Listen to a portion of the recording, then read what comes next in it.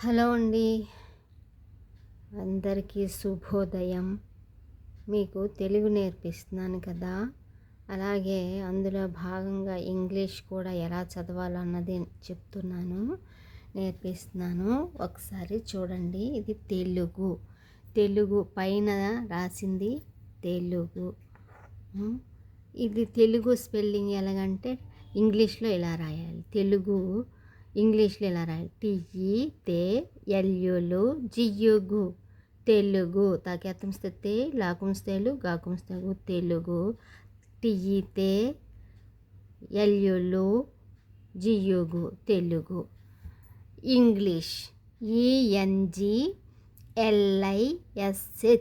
English. ENGLISH English. ఇది ఇప్పుడు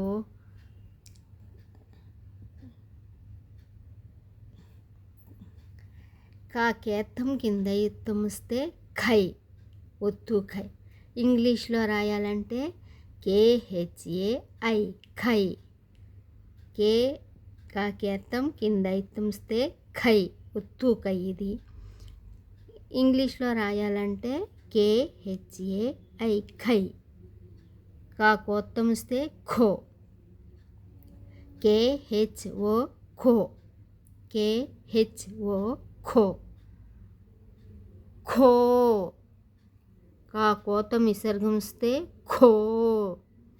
KHOO kho. కాకౌత్తంస్తే ఖౌ. KHOW ఖౌ. అలాగే KHOU అని కూడా రాయొచ్చు, KHOV అని కూడా రాయొచ్చు. ఖౌ. ఇంగ్లీష్లో మన తెలుగులో రాయాలంటే ఇలానే రాయాలి ఖౌ. కానీ ఇంగ్లీష్లో మాత్రం 2-3 రకాలుగా రాయొచ్చు. KHOW ఖౌ, KHOU ఖౌ, KHOV ఖౌ. ఇది